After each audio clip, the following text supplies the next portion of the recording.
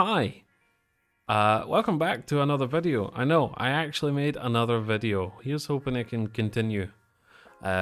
This video I'm going to be talking about work, actually. More importantly, being an English teacher in another country, and obviously more specifically, China. I just want to give a kind of backstory to what I did getting here, how it's been for me, and then also give some advice and tips for anybody who might be considering it. So what's going to be in this video is what led to me becoming a teacher, what I needed in order to become one, starting out as a teacher, the problems I faced, the adaptations that I took, where I am now as a teacher, and then tips for anyone considering it. What led to me becoming a teacher is not exactly the answer you'd expect, but it's money. I know you might be thinking, how could money be the real answer? Like, moving abroad must cost a lot. All sorts like involved with setting up, that must like lose you more money than it would gain. But back home there was generally just nothing for me there. I also wasn't really enjoying my life back home. Didn't feel like it was going anywhere. And a friend mentioned to me about she was considering to move abroad, go and teach as an English teacher in Korea, because it looked quite rewarding, it looked fun, and I was watching, I was like, hey, this looks pretty good. So when I was considering new jobs after a failure at an internship, I was like, okay, what about this teaching abroad thing? So I did some small research, like a bit of research, and I looked up some jobs, and I kind of gathered that if I wanted to start somewhere, it would probably be China. Japan was my original choice, but Japan wanted to experience. Most places were wanting experience, which I didn't have. So I looked over, and a lot of Chinese places didn't need experience. So I contacted this kind of agent. This guy would get in contact with other schools in China who were needing English teachers, and I said, oh yeah, I'm looking to become an English teacher, and he's like, great, and he gave me like the list of things that I was going to need. So the things that I was going to need if I wanted to come work in China is, firstly, I needed a bachelor's degree, and it doesn't matter what it was in, thankfully for mine, which mine's is in games design for art and animation. You needed a valid passport and visa, like a work visa, and you needed a TEFL degree, as it's called, a Teaching English as a Foreign Language degree, which you can get from many different services. And the visa came from the TEFL degree, essentially, as well. So he told me about these, and then he started looking for any jobs for me, and he found this one for me in Beijing, and I did the interview, and they were quite happy with me, but they also wanted someone with experience, so they passed up on me. So I was like, okay, yeah, fair enough. And then I had another interview with a place in Yangzhou, where I met. I did my online interview. It was on Skype. God forbid that fucking app ever comes back. We did a video interview on Skype, and they asked me some basic questions like, oh, do you have any teaching experience? And I did. I had some very minor work experience when I was in school, but then I also kind of, bullshitted a bit in interviews, how I would kind of help teach people when I was in college and university. I did guides on YouTube and things like that, which they were happy with, and they were like, oh yeah, how are you with kids? And again, you take not truthful details and you stretch them. I said my mum works as a childminder, so I interact with kids frequently, and the kids ranged in ages from like a baby to 4 or 5, and they were again happy with the answer. And they were asking me like, what do you do as like hobbies? And I explained, oh yeah, I like to be creative with Photoshop and Sony Vegas and video editing and such. And they were like, oh great. So I finished the interview, and my agent called me maybe 5 minutes later, and he was like, yeah, they really like you, they want to hire you. I was like, so soon? He was like, yeah, they really liked you. So I started speaking to the boss, and we started exchanging details on what I needed to do. So of course the first thing I needed was to get my TEFL. So I did an online TEFL class, which I think cost me around £200, which was fairly expensive. So I was kind of nervous about fucking it up here. So I did my TEFL course. It was quite easy, if I'm being honest. You watched through a couple of videos, you did some tests, and then you had to write a lesson plan, which would then get checked by an actual person. And then they would tell you whether you passed or not. And I did. I managed to pass, and I got my TEFL certificate, which was sent to me. Now, I needed my TEFL certificate because I was going to go and get my visa. Now, to get my visa was a bigger headache because I needed to have my bachelor's degree, which I already had, my TEFL, but then I also needed like a word in, like a kind of, it would help me bypass some possible requirements with a visa, and that was where my work kind of stepped in with some documents and forms to help. So I submitted, and then I was waiting on the visa document to come through. It took a couple of weeks. And during this couple of weeks, my boss was messaging me like, "Oh, do you have any updates?" I was like, "No, I don't have anything." So I was just kind of waiting on standby for this to happen. And then one day I got like an email, I think it was, or a text message or a call, I can't remember, that my visa had been approved, and I had to go and pick it up in Edinburgh, where I'd done the original application. So I went there and I got it, and I was super thrilled because that was me. I now had my visa, I have my passport, of course, I've got my bachelor's degree. So I told my boss, and he said, "Right, let's get you on a flight tomorrow." And I'm like, whoa, not tomorrow, Christ. First of all, I don't have any money to get the flight yet. And he's like, no, we'll pay for the flight, just tell us where and when. And I was like, right, okay. I think it was like a Thursday, and I was like, okay, let's do it on, it was like Sunday or Monday. I was like, let me fly out on Monday, let me say goodbye to people. And he's like, okay, and I sent him the details. They booked my flight for me. Very, very nice of them. This was also very worrying. So I quickly had to pack, because I didn't pack, assuming I wasn't getting it. I had to pack, had to say my goodbyes to people. And 3 days later, I said goodbye to my family at the airport, and I left for China in one of the worst flights of my life, because it was something like 14 hours. 14 hours of boredom. And then I landed in Shanghai, and I met my two bosses, who I didn't realise were my bosses at the time, and someone else who could help properly speak English, like a translator. And we drove, and I also met the other English teacher who was starting at the same time as me, and we drove 4 hours to Yangzhou.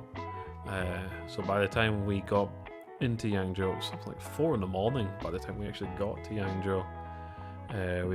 We got some dumplings at this 24/7 place. And then they drove us to our apartment, showed us what our apartment looked like, and that was us. We were in China. It wasn't really hitting me that I was in China, but that was the getting. That's what led to me to becoming, and that's kind of like the first 3 points I've made there. What led me to becoming a teacher, what I needed in order to become one, and now I'm moving on to starting out, sorry. So not 3 points, my first 2 points. Starting out, I'll give some backstory to my work. So I work for a place called Marbles Time. They are a English training school based in Yangzhou, where my bosses are like franchise owners. There are several other Marbles Time businesses in different cities, and this one is located in Yangzhou. When I was joining with the other English teacher, like I mentioned. There was already another English teacher there who was handling all the classes. There were also 3 Chinese teachers who would act as assistants for us to help with the kids, help us with examples, and then of course talk to the parents and set up a lot of in-between things. It's me. I've been thinking about you lately. And then there are counsellors who would try and bring in new kids, talk to parents about renewals and such.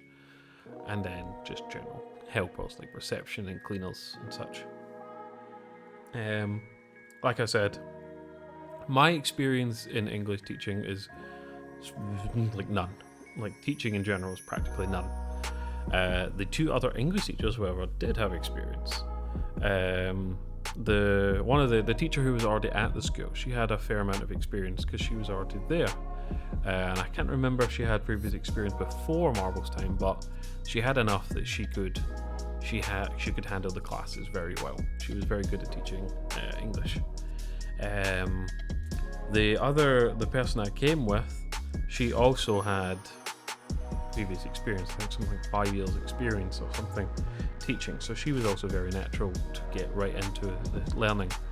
So when we both started, we had to do some basic tests in order to just show that we had an understanding of the Marvel's Times curriculum and work ethic, which I think I passed. I must have if I'm still here. And then we were to do some training and minding. The teacher who started with me, she got into teaching classes pretty much immediately. She was kind of used to it, so it was normal for her. Me, however, I sucked. My God, my first few months teaching, I was awful. I had this confidence issue where I was worried about how I was going to handle it, but I also had this control issue with the kids. Not like they had to follow me, but I had this control keeping them happy. Well, the first thing you need to do with classes is to keep them happy and keep them entertained, and I couldn't do this because I was so rigid. I was focused on like a structure and like a lesson plan, and I had to follow this and do this exact thing.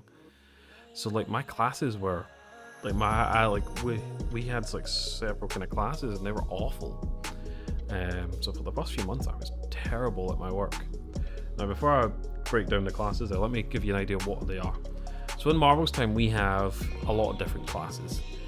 We have what's called a warm-up class, which is a class for newly signed up kids to come in and experience different English topics in a shorter kind of class environment. We have regular classes, which is for a set group of 10 kids, who will then go on through our proper curriculum, learning the letters, the shapes, the numbers, the colours, all different sentences and words involved with them. They'll go through different levels of education, like Hello ABC, Pre-K, K, and so on onwards. We had demo classes, which is where potential kids to our school would come and do a demo class where we would perform a class for them, usually between 1 to 5 kids at a time. And if the kids and parents loved it enough, of course they would sign up at that point. And then we had ECAs, extracurricular activities, where these would be much higher budget classes, usually events, stuff like Easter, Christmas, or anything we'd come up with that would have some big craft or event at the end of the class for the kids to take part in. So me being very new, I was given warm-up classes to start, just to get me used to it. And what happened was my warm-up classes were dreadful. But like I said, I was very rigid. I couldn't. I had to follow this structure, and if I fell behind, I freaked out and panicked. So a lot of kids would get bored. They wouldn't sit well, and I couldn't bring it to me to like get really strict on them and like kind of tell them to behave. So my Chinese teachers did a lot of the work on that, and I couldn't. And I was really bad at it. So bad that like within the first 3 weeks of teaching, my bosses sent me to the headquarters of Marvel's Time to do a big training course with like a different teacher, where he kind of taught us the ins and outs of teaching at Marvel's Time. And then I also got to view some other teachers and how they worked, and it was very, very helpful to me because I got to see a lot of different teachers kind of flow and output and how they handled their own kind of classes. So then I came back from this training course, and I was still dreadful. I'll say that. I was dreadful. I was very bad, especially in demos, because demos are where we made our money. we made our money as a business, and because I couldn't handle kids and I wasn't entertaining enough, we lost out on a lot of money. So I didn't get any demos for a long time. And then around, I think it was around New Year. So I arrived in October. It was around New Year, like Western New Year. Something finally clicked with me. I don't know what happened. Something clicked. I think I stopped being as rigid. And my warm-up classes were pretty good. The kids, they were following up, having a bit more fun. They were getting a bit more entertained. They weren't as strict, and I wasn't coming out of this wondering why I was still teaching. And then we left for Chinese New Year and came back, and then I was bad again. But this time I got back into the swing of things quite quickly. And then something clicked in the demos, and I can't remember what clicked in the demos, but I think I just stopped following the lesson plan. See, because I knew the lesson plan enough at this point that I just started kind of free-flowing during it. I just started generally doing things. Like I knew I had to do this at some point, but I just kind of did my own thing and winged it.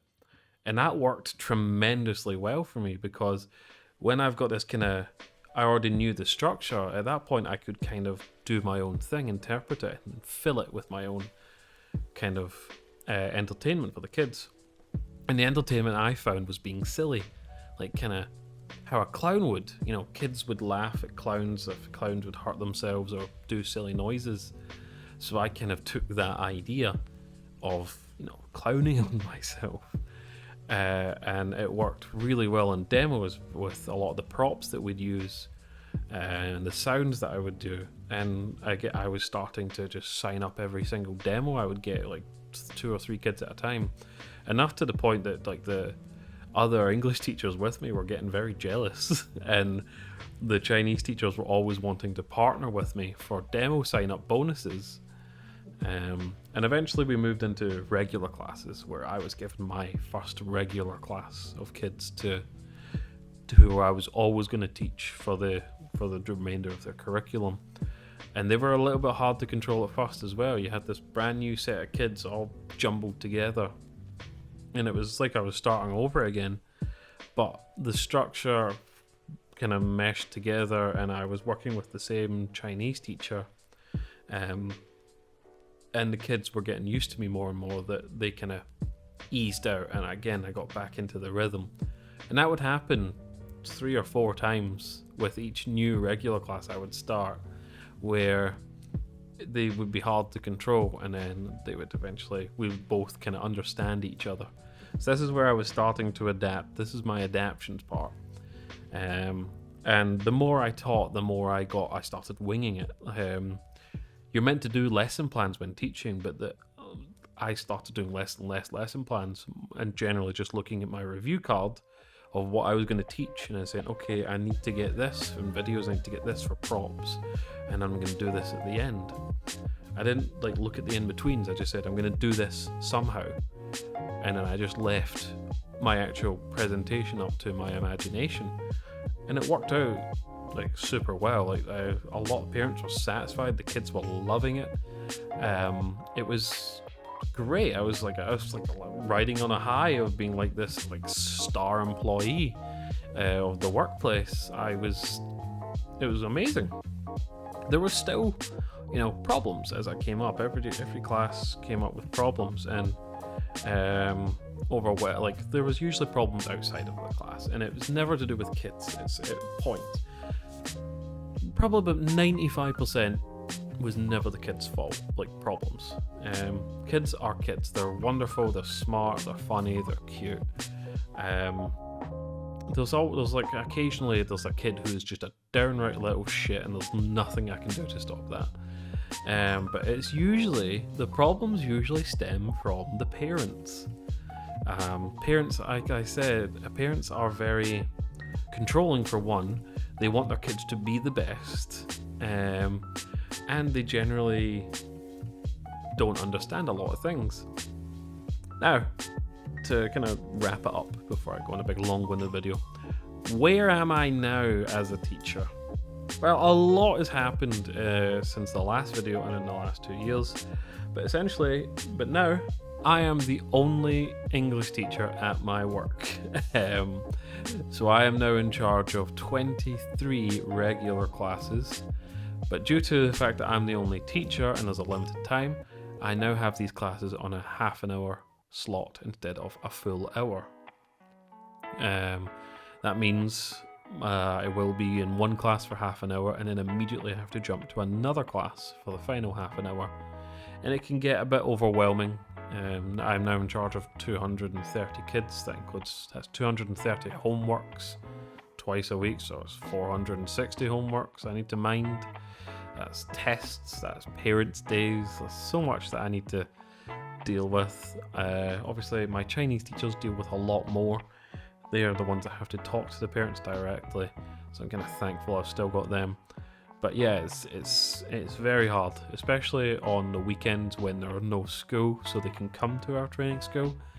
On my Sunday especially, I have 14 classes, just back to back to back to back to back without any, with maybe like a 5-minute break in between them. And it's not even, I don't even really get a break. It's hard. It's definitely hard, but you like my way of winging it and kind of just going with the flow has been very beneficial. I wouldn't recommend finding a school that does this, but it's a challenge, but it's a rewarding challenge because all these kids get to see me all the time, and you get to see them improve, and they all really like you. And all these parents are very thankful for you. As much as I've bitched and complained about the parents, most of them are very thankful and very happy with what you do as a teacher, what I've done as a teacher. So that's quite nice and rewarding to have. Like, they'll just generally be nice. And quite often, I'm not saying this is something you should expect, if you ever come teach, they'll give you some kind of like thank you gift, whether it's like food or something like that. Usually just food or drinks. But yeah, that's kind of where I am right now. Many more classes on my own, dealing with the same kind of thing. That kind of comes down to someone has to ask me the question, because there's so many things that have happened and so many things that you need to do here that I can't really think of them off the top of my head. So if you do have any questions about coming to teach either in China or as English anywhere else, please just ask me the question and then I'll be able to give you a full proper answer rather than just thinking of things off the top of my head. So I can't really think of any other proper tips to give you. No. So I did say I was going to give tips to people who are considering to come and work in China or like go teach English abroad, but I don't have a list necessarily because there's so many things that you have to consider and so many things that have happened that it's hard to give all the kind of necessary tips. Obvious ones are prepare for travel, things like VPNs. Like, this is more specific to China. A VPN, you can't access 90% of your sites if you want to come work in China. Bring a VPN. Bring a translator, whether it's Google Translate or something else. Bring a translator. It's phenomenal. It helps so many different ways, man. It's phenomenal. You need a translator. If you're planning to learn the language still, you need a translator. It's the best thing that you can get when going to any foreign country as an English teacher. Save money, both before and while you're here. It's expensive to get a TEFL, a visa, flights obviously. Maybe your work covers it, maybe they don't. Save your money for that because it can go, like I said, my TEFL was like £200. It's still quite expensive, especially if you're desperate for money. And then save when you're here. Of course, enjoy your time in China. Enjoy your time abroad. Like, most of the time, like in China specifically, China's quite cheap to live, especially in Yangzhou. Yangzhou is quite a cheap place to live. So yeah, enjoying your time here, but like save your money. You never know when you're going to come back, and you might come back with hundreds or thousands of pounds. So save your money, but also enjoy your time here. And my last one that I want to say is have confidence and don't be afraid if you make a mistake. Confidence and making mistakes are two things that have always kind of been a problem with myself. But to be a teacher, you need confidence. If you cannot give off this kind of persona, this personality, this confident look and act, kids kind of sense it, teachers kind of sense it, parents sense it. So try to have your own confidence no matter what. But also don't be afraid to make mistakes. Mistakes happen all the time. You don't need to be perfect. You don't need to follow the exact perfect lesson plan. But just know that you can make mistakes. Very generic, very cheesy kind of advice. But the point I'm going to say here is there are so many things. So if anybody watches this who is considering it and has gotten to the end of this super long video, I'm going to put chapters in it anyway. If you have a question that's specific to being in China or just coming to teach English, please just put a comment in the chat asking, and I will be able to give you a proper answer for you. It's much better that way than me just trying to think about completely different reasons. Just ask me a question and I'll be able to answer you to the best of my ability. And here we are at the end of this video. I didn't really go into a lot of detail on what my work specifically was like because I wanted to keep some details out. I just wanted to talk about what it was personally like for me, mainly like the problems that I had, the adaptions, and where I am now. Obviously, everybody has their own experience, and my experience is not the same as someone else who's been here. As far as being a teacher, I feel like I'm quite out of left field. My degree's in 3D games, games design for art. Here I am as a teacher. It's kind of left field for me, and anybody who knew me would be like, what? But maybe that's just a thing. Like maybe you could be suited for teaching, despite the fact you're not in the teaching. Like you don't have a teaching degree. You never know. So I'm going to wrap up this video here. If you want to see any sort of continuation to the work topic, I can make another one. Just let me know. If you are considering to come work here, or you have any other questions, just please put them in the chat and I'll write out a much more in-depth one, or if it's enough, I'll make a video on it. And I will consider the next topics for the videos, including one of them probably going to be life. Yeah, I know, my life in China. Another one's going to be life. It might be called something like adaptation or whatever. But that's the end of this video, guys. I hope you enjoyed, and I will see you guys next time. Bye!